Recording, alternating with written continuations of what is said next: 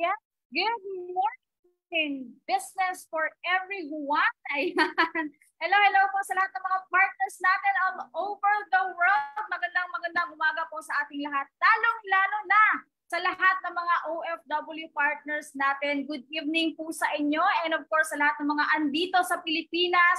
Good morning naman po sa mga kapwa Pinoy po natin. Grabe, I'm so excited for today's event kasi itong live po na to is a very special live for me because I'm gonna discuss about pangarap, di ba? About dreams, and for sure, lahat ng mga nanonood right now, you have big dreams for yourself, hindi lang po para sa sarili mo, but alam ko, sobrang dami mong pangarap para sa pamilya mo, sobrang dami mong pangarap para sa mga taong nagtitiwala po sa inyo, di ba? Sa mga taong umaasa po sa inyo, I'm pretty sure sobrang dami mong pangarap po sa kanila. And this live is exactly for you. Kaya manood ka po hanggang huli because this is just a 30 minutes live and hindi ko po sasayangin yung oras ninyo. I'm pretty sure meron po kayong pupulutan na mga lessons and learnings and inspiration and wisdom dito po sa live po natin. And before I'm gonna proceed, gusto ko lang po shout out yung lahat ng mga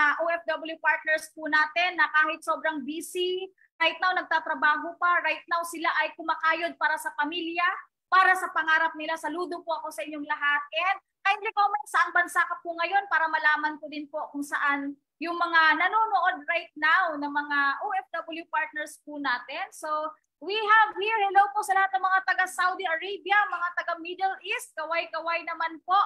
And sa lahat ng mga taga UAE, hello po sa inyo, good evening din. And of course, sa lahat ng mga taga Oman, taga Qatar, taga, tawag nito, saan pa? Dubai, ayun. Saudi Arabia, ano pa? Sa lahat ng mga taga, tawag nito, first world country, di ba? Nanonood din po yung iba right now. Grabe, saludo po talaga ako sa inyo. And from Taiwan, meron din pong nanonood. From Qatar, meron din pong nanonood. Ayan, hello po sa inyo. And syempre, this live, gusto ko pong ikwento din po sa inyo ano yung mga nangyari din po sa akin dito po sa ating platform, dito po sa ating community, specifically dito po sa Royals International Empire. And yun po sa lahat ng mga hindi nakilala, I'm Coach May, Andre Tabosares, and ako po yung magiging host and speaker po ninyo. Ayan, kaya naman please keep on sharing the link sa lahat po ng mga friends po ninyo, sa lahat ng mga kaibigan, kamag-anak, kaibigan. Oh, kalaguyo. Oh, meron niya. Joke lang.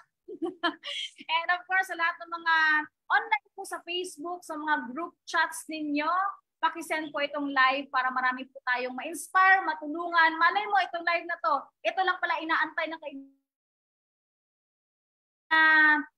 Alam mo, naghahanap ng motivation, naghahanap ng purpose sa buhay. Baka malay mo itong live na to is makatulong sa kanya, magkaroon ng clarity, magkaroon ng purpose sa kanyang buhay to continue. Yan. So, of course, hello po sa lahat. And syempre, I will start na sa ating session for today. So sa mga hindi pa po nakakilala, ako nga po pala si Coach May Andre Tabosares, ang inyong lingkod. Ako po ay Ilongga.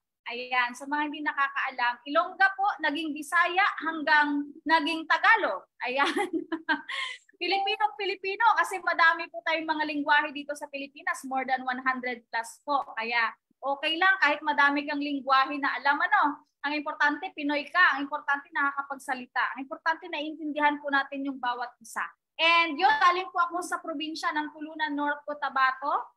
Marami po doong mga brothers and sisters natin na mga Muslim. Ayan, kaway-kaway din sa inyo sa mga taga Cotabato. And of course, ang buhay ko po ay galing po ako sa napakasimple lang po na pamilya. Siyempre, may nanay, may tatay, kumakain ng, alam mo yun, 3 beses sa isang araw. Minsan po, 1 beses lang kasi sanay tayo na magtrabaho sa farm. Ayan, farm girl po ako. Yes po. Sanay po ako sa, alam mo yun, sa Ilonggo Pangarap ba? Ano sa Tagalog yan? Nakalimutan ko na talaga. O sa Tagalog pa, alam mo yun, nangaani ng palay, mais, ayun. So sanay po ako sa ganung buhay. And minsan kapag walang bigas, walang ano, saging na lang kakainin, kamote na lang. Di ba ganun sa farm eh, ganun sa probinsya? kapag walang makain, syempre pupunta na lang ng farm, susungkit ng mga puno ng niyog, mga ganon, sa ano pa, butong. Sa Ilonggo, butong yan. Ayan. So, minsan, ganon yung buhay natin before, but buti na lang, at young age na kita ko po itong platform po natin. And maraming nagtatanong bakit daw after kong graduate ay ito po agad yung ginawa ko. Bakit daw po hindi ako nagtrabaho or bakit hindi lang man ako nag-try ng other opportunities? Bakit daw po pag nenegosyo yung ginawa ko? Lalo-lalo na itong tinatawag po natin ng network marketing. College pa lang po ako, nakita ko na po ito when I was 19 years old. Supposedly mag-graduate. Isang taon na lang. Gagraduate na po ako that time. And I saw this platform and sinare po siya ng classmate ko. Ang nangyari, ako po kasi very open-minded po ako pagdating sa negosyo. Pagdating sa kumita ng pera. Kasi syempre, yun yung lacking natin before financially. Kami po sa pamilya namin, we are lack of finances. Kaya ngayong farm po namin, hindi namin siya nataguyod, it's because, kulang po talaga sa budget. So, nung present po sa akin yung pagnenegosyo, hindi pa po ito yung company na ginawa ko. I've been to 3 companies po. So, sabi sa akin ng kaibigan ko or ng classmate ko, sabi, May, meron akong share sa'yo. Tapos, so, nakita ko na yung mga bilog-bilog doon, kikita ka ng ganito, kikita ka ng 1,000, grabe po talaga. Napa-oo po ako kaagad. Kasi bakit? Saan ka makakita ng isang opportunity na kung saan i-share mo lang to. Diba? Kahit online mo lang siya gagawin, pwede kang kumita ng malaki. Kahit nasa bahay ka lang, pwede kang kumita ng malaki. So I said yes to him. And unfortunately, hindi ko na po kasama yung classmate ko na po na yon because for 3 consecutive na mga companies, hindi po siya nag-work out and I failed that time for 3 companies. Buti na lang. Tumuloy-tuloy po ako at nakita ko po itong pang 4th company which is ito pong platform na ginagawa po natin. And mostly, bakit nagtatanong, bakit po kasi pinusid? Itong pagnenegosyo, marami ka na palang naranasan na na-scam ka. Marami ka palang naranasan na, alam mo yun, bigo ka or na-fail ka sa ganitong pagnenegosyo. Simple lang po. I compared, hindi naman sa kinukumpara, but of course, I saw the potential of this business and kung magtatrabaho ako. Before kasi, partners, para mas maintindihan po ninyo, bakit ito po yung pinursu ko or ginawa ko? Because when I was high school and college, nakita ko na po yung buhay ng mga tinirahan ko before because they are teachers. Yung tinirahan ko when I was high school and when I was college. Yes po, sa lahat ng magkaklase, ako lang po yung working student that time. Pinagsasabay ko po yung pagtatrabaho at yung pag-aaral ko. Kaya medyo ma-effort din talaga sa part ko that time. It's because syempre, kapag kulang ka talaga sa pera, anong gagawin mo? Idadaan mo talaga sa effort Diba? Dadaan mo talaga sa kayod, sa hard work because wala kang pera. So that time, after kong graduate, pinursu ko ito because naintindihan ko na kung ano yung buhay na magkakaroon ako the moment na ipupursu ko. So, isa lang kasi na-realize ko, nasabi sa akin isa sa mga mentor, sabi niya, Coach May or May, kung gusto mo malaman yung buhay na magkakaroon ka or yung future mo sa gagawin mo, tingnan mo yung mga 5 years and 10 years na sa ginagawa, the same with you. Halimbawa, ako po, pag magiging teacher po ako, supposedly magiging teacher po talaga ako, nakita ko na yung buhay ng teacher ko before. Kaya nagkaroon ako ng open mind, sa sarili ko. Kasi that time, nakita ko talaga kapag magtatrabaho ko, syempre ang dami talagang requirements, no? Sa pagtatrabaho ko, pag mag-a-apply ka, ang dami din po talagang requirements na kailangan. Kailangan pleasing personality ka. Diba? What if pangit ka? Joke lang po. So, wala namang pangit sa mundo. I mean, sobrang daming requirements na kailangan bago ka makapagtrabaho, bago ka makuha sa isang work. And syempre, minsan, bago ka makuha, kailangan may mamatay muna yung papalitan mo bago ka magiging manager, bago ka makakapasok. And that time, fixed income po talaga. Yun yung isa sa mga na-realize ko na, okay, pag magtatrabaho pala ako, fixed yung income ko. ibig sabihin, kung ano yung income ko this month, ganun lang din siya next month. So tataas lang siya kapag mapopromote ako. Pag magiging teacher 1, teacher 2, teacher 3, di ba ganun yan? Kapag teacher ka. So nung time na yun, sabi ko, ang tagal naman, magkano lang yung itataas ng sahod ko kapag ma-promote ako? Ilang taon pa ako bago mapopromote? Imagine, diba, or 20,000. Kailan pa ako mapopromote? Let's say, for example, 3 years, 4 years, 5 years, saka lang tataas yung sahod ko. Lagi natin tatandaan, yung mga bilihin ko, mga partners, mas mabilis pang tumaas kaysa sa sahod. Imagine mo na lang, nung pandemic, hindi naman po natin inaasan yon. Diba? Imagine mo, nung pandemic, magkano na po yung mga bilihin? Di ba tumaas? Nakita pa natin yung mga sili, naging 1,000 yung kilo. Di ba? Imagine mo yan. Tapos magkano nagsasahurin ko? If that time, magtatrabaho po ako. Kaya that's why kulang na kulang po talaga. Kaya mostly, mga OFW naririnig ko, kung hindi po kulang, kung hindi po sakto, minsan zero po talaga naiiwan. No wonder kung kaya marami pong hindi lang OFW, even employees hindi po nakakaipon. Right? Hindi agad nakaka-uwi for good. And aside from that, mabagal or tawag ito, ang tagal bago matapos yung bahay. Ang tagal bago mabayaran yung utang. The worst thing is, lumalaki yung utang, pero yung sahod mo, ganun pa rin. Right? So yun po yung isa sa mga na-realize ko that time. And another thing, sa oras, imaginein mo, kumikita ka na ng maliit, konti pa yung oras mo para sa pamilya mo. Mas malaki yung oras mo sa trabaho mo. Let's say, for example, sa mga OFWs po, ilang oras po ka nagtatrabaho? Minsan, hindi lang po 16 hours or 12 hours. Minsan, 24 hours na. Di ba? Kasi minsan, patulog ka na, tatawagin ka pa ng amo mo. Tama ba? Yes, and mostly yan po yung mga naririnig ko sa mga nakakausap ko ng mga OFWs. Minsan, ikakain mo na lang, isusubo mo na, tatawagin ka pa, sasabihin pa sa'yo, sura-sura. Diba? Pero pagdating ng sahuran, inshallah na.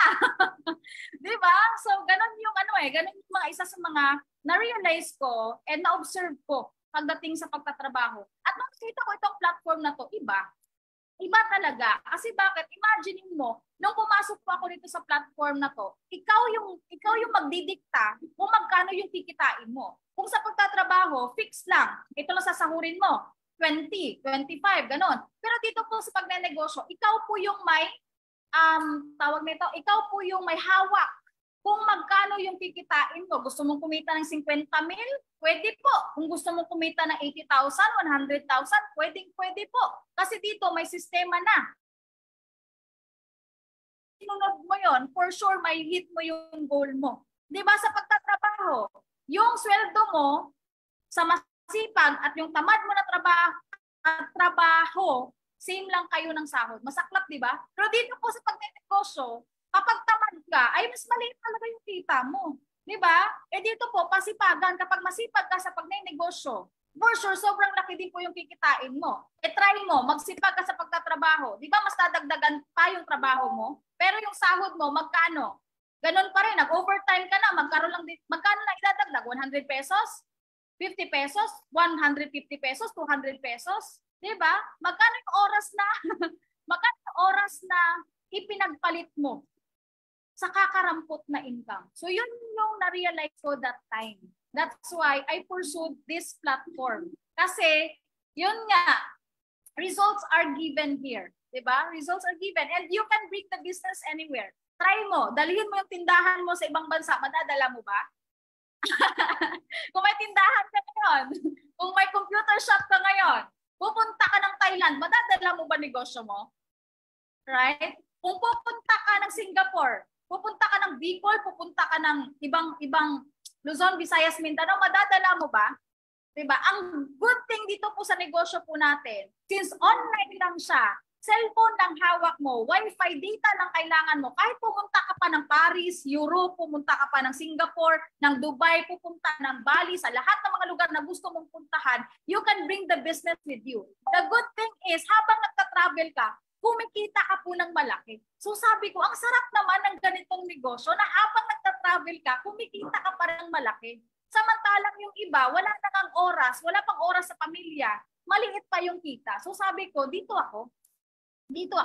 Because this is the best profession so far that I've found. na hindi lang sarili ko yung kaya kong payamanin, but even pamilya ko and even those people na nagtiwala po sa akin at magtitiwala pala. So sabi ko, kung merong mga lawyers dito, mga doctors na sumali, bakit ako hindi? Kung yung mga, tawag nito, mga college dropout, di ba, hindi nakapagtapos, elementary graduate, sila nga sumali dito. How much more ako? Ko, kung gusto mo malaman yung buhay na magkakaroon ka, the moment na gawin mo, yung ginagawa mo, di ba, then go. Pero kung hindi mo gusto yung buhay na yon, then you need to look for another opportunity na magbibigay sa'yo ng buhay na gusto mo talaga. And I found this gold mine. Yes, gold mine po ito for me. It's because, yun nga, iba. All your dreams can come true dito po sa platform po natin. And yun po yung reasons kung bakit ito po yung ginawa ko. And paano ko pa ginawa ng paraan? Kasi nga, di ba, that time, ano talaga, kakagraduate ko lang po nung time na yon. Tapos, hindi, actually, kakagraduate ko lang noon. Then 1 year pa, bago ako nag full time. I spent 1 year for my tito kasi nagkasakit siya that time. Nag-stroke po siya, na-stroke. Ayan. So ako po yung nagbabantay. Then after that, nung namatay na yung tito ko, so saka po ako pumunta dito po, nag-full time sa Manila. So, yun, paano ako nakapunta dito since wala akong trabaho that time? Simple lang, ginawan ko lang po talaga ng paraan. Kasi bakit? Imagine mo partner, pag hindi ko gagawa ng paraan, may magbabago ba sa sitwasyon ko? Wala eh. Di ba? Zero ka na nga, hindi mo pa gagawa ng paraan. So, noong time na yun, sabi ko, since zero ako, wala ka na, gumawa ng paraan. Di ba, magpa-pride pa ba ako? Hindi na. Ang ginawa ko that time, nangutang ako sa mga kaibigan ko, inisa-isa ko po talaga para lang, maka-accumulate ako ng pera. Para lang talaga makakuha ko ng puhunan pang start ko dito sa negosyo. And that time, magkano lang po yung dala ko papunta dito sa Manila? I only have 500 pesos. Imagine mo, first time ko pang pumunta dito, first time ko mag-travel mag-isa, first time kong sumakay ng eroplano. But that first time is, alam mo yon, napaka-amazing na first time. It's because yun pala yung magiging daan. Tawag nito, minsan, yung magagandang bagay is nasa labas ng takot mo.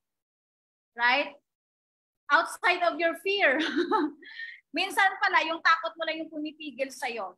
Kung bakit hindi pa umaasenso or bakit hindi mo itatry yung isang platform or yung isang opportunity. Ako po that time, risk taker po talaga ako. Nakita ko na kung gaano kaganda itong platform. Ay wala, napumunta na po ako dito kahit 500 pesos lang yung dala ko. Bawasan pa po ng 300 pesos kasi sumakay po ako ng bus papuntang Jensan to Davao. Doon po ako sumakay ng eroplano. Hanggang sa sinundon na lang po ako dito sa airport ng upline ko. Ayan, shout out po pala sa upline ko na alam mo yun, dumapa at nag-ano din talaga sa akin dito, pinakita yung vision dito sa ating community, no other than Mentor June, ayan, and of course, our founder, Mentor Tirza Tanya Morales. Sila po talaga dalawang tao na sobrang ang laki ng impact po sa buhay ko. That's why ganito po yung naging,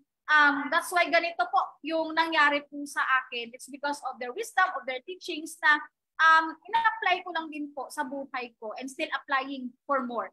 And yun guys, tawag nito, nangutang na talaga para lang makapag-start po dito. Bilib nga po ako sa ibang OFW kasi ang ginagawa po nila, yung iba nag-advance, yung iba naman yung mga nasa trabaho, nag-loan, diba? Yung iba naman tinigil yung pagpapatay ng bahay. Depende Depende sa commitment mo, depende sa kung ano nakikita mo dito. Magawa ng paraan mo. Yung iba naman nagbenta ng motor, nagbenta ng kotse, pero ang pinalit noon, sobrang gandang kotse. Diba? Sobrang magandang bahay. So, iba-ibang paraan. So, kung ikaw gusto mo din po maging part ng community na to, you can have your own way. Kasi bakit?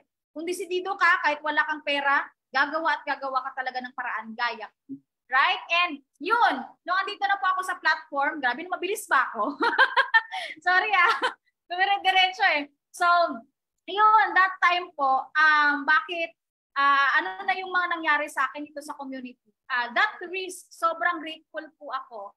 It's because, imaginein mo naman, dati po, magkano lang sa nakikitain ko? 15,000, 20,000 in just a month? Dito po, na-experience ko 20,000 in just one day.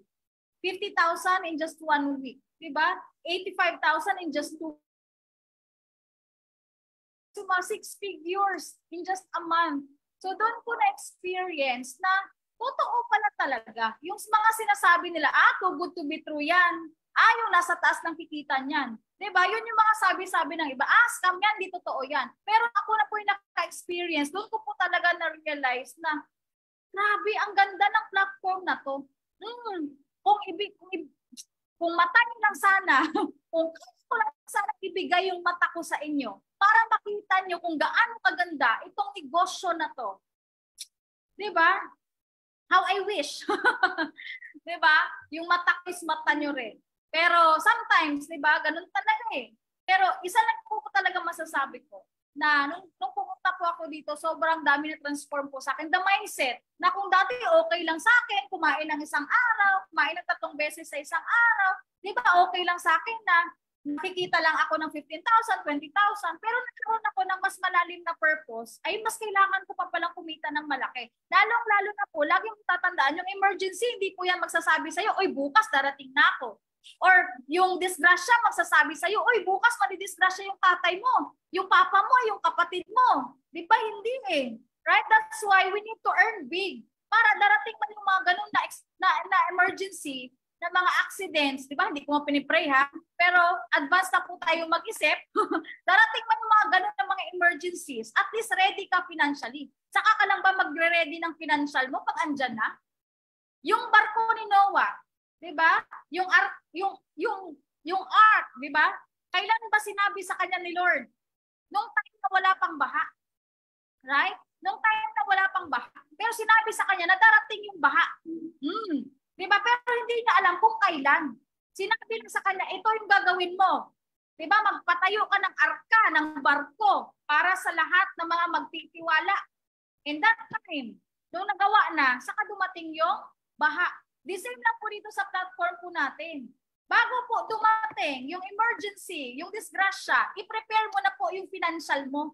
Doon ko po na-realize na tama nga pala talaga. Kasi bakit na-experience ko po that previously, nung nagka-dengue po ako, malapit akong graduate, ilang buwan na lang, siguro mga 3 months na lang, gagraduate na po ako, nagka-dengue po ako. Ay grabe talaga yung experience ko that time. Alas 2 po, 2 a.m.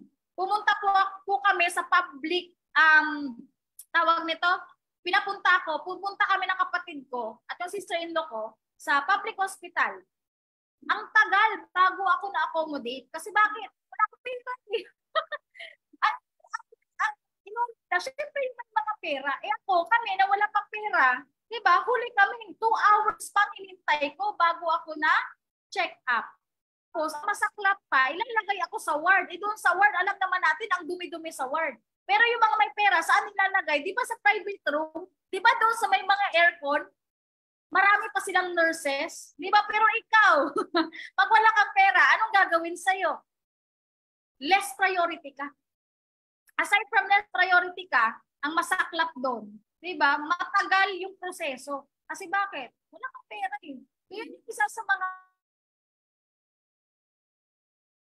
malaki. Because tanggapin man natin sa hindi. Sa labas po, kapag wala kang pera, iba talaga yung treatment. Na-experience ko sa mall. Nagbihis ako, napakasimple lang, pambahay lang. Tawag sa'yo, Neng, Day. Pero nung nakapambihis ka, nakakurbata ka, naka-coat ka, naka-aura ka, anong sawag sa'yo? Ma'am. Diba? Imagine how the world is so, unfair. Right? And ganun po talaga. But you can make the world fair to you. And buti na lang, meron tayong platform na ganito. And yun, naka-experience na nakapag-travel, different parts of the Philippines for the first time ko yung pumunta ng Thailand. Dati ang sinasakyan ko po Kalabaw. Pero nung pumunta po ako ng Thailand, first time ko sumakay ng elepante, mas malaki. Ang kagandahan sa ibang bansa pa, first time po yun. And this year, and for the coming years, madami po tayong bansa na pupuntahan. And yun po yung mga isa sa mga i-expect po ninyo na mangyari po sa atin dito sa community. We will travel more, right? Because here, the moment na nagsisipag ka, sobrang daming may experience po na magaganda dito po sa community po natin. So, ano pa po? Yun. Ano pa yung mga tawag nito? Mga i-expect natin this year. Siyempre, awardan po tayo ng Millionaire Circle. Ayan, malapit na po. And I'm so excited kasi who would have thought na yung isa magiging milyonarya dito sa ating platform. Who would have thought na yung isang simpleng probinsyana, di ba, magbabago ang buhay? It's because of this platform. Eh, bakit umiiyak? Yun. And I'm so grateful kasi at young age, nakita ko tong platform na to. Di ba? From a stranger na hindi ko naman kakilala. Kaya pasalamatan mo yung coach mo, yung mentor mo, na sinare sa'yo itong platform na to. At hanggang ngayon dinadapaan ka, hanggang ngayon tinutulungan ka para lang matawid mo or para lang umasenso ka dito sa platform natin. Pasalamatan niyo po yan. Kasi bakit? Minsan ka lang po makakatagpo ng mga taong dadapaan ka, tutulungan ka. Minsan yung pamilya mo, sila pa yung magda-down sa'yo. Pero sa totoong buhay, strangers will make you rich. Trust me. Those people na hindi mo kakilala, yun pa. Yung mga tutulong sa'yo na umasenso ka sa buhay. Kaya pasalamatan mo yung coach mo, yung man yung kakilala, pasalamatan mo yan. Pero kung kakilala mo yan, ba napakaswerte mo? Kasi bakit? Family mo, relative mo, andito sa negosyo, sabayan mo yan. Kasi yan yung the moment na magiging successful ka. Alright? Yan yung unang-unang tao na papasalamatan. And yon, advice ko lang, di ba, sa lahat ng mga hindi pa member nitong community na to, kung ikaw isa ka sa mga tao na wala kang pera, okay lang yan. Okay lang wala kang pera ngayon, basta wag ka lang pumawalan ng paraan. Kasi bakit? Sa totoong buhay, kapag madiskarte ka, masipag ka, panalo ka. Right? Pero kung ikaw, wala ka namang pera, tataas ka pa ng pride, wala ka pang diskarte sa buhay, saan ka kaya pupulutin? Right? So, pangalawa, if ikaw yung tao, nagtatrabaho ka, nagdadalawang isip ka, kasi baka hindi mo magawa itong negosyo po natin, kasi ang busy ka, alam mo, sa totoo lang, it's not that you are busy. It's just that iba yung priority mo. Or hindi mo pa priority yung negosyo po natin. Or hindi mo pa nakikita yung value ng negosyo po natin. But once you see the value ng negosyo po na meron po tayo right now, for sure, ipa-priority nyo po ito. Saka mo lang ba ipa-priority yung negosyo po natin the moment na may magkasakit na sa inyo, the moment na may mamatay na sa inyo, the moment na may madisgrasya na sa inyo.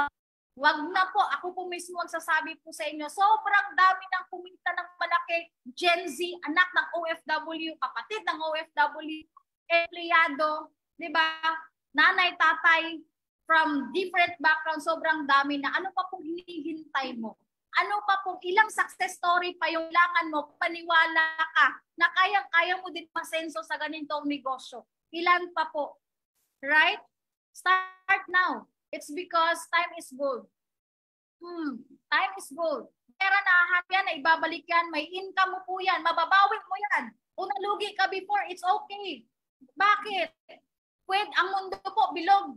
Kung ngayon nasa mababa ka, next time pag tinuloy-tuloy mo, ikaw naman yung tataas, trust me. Basta ituloy-tuloy mo lang.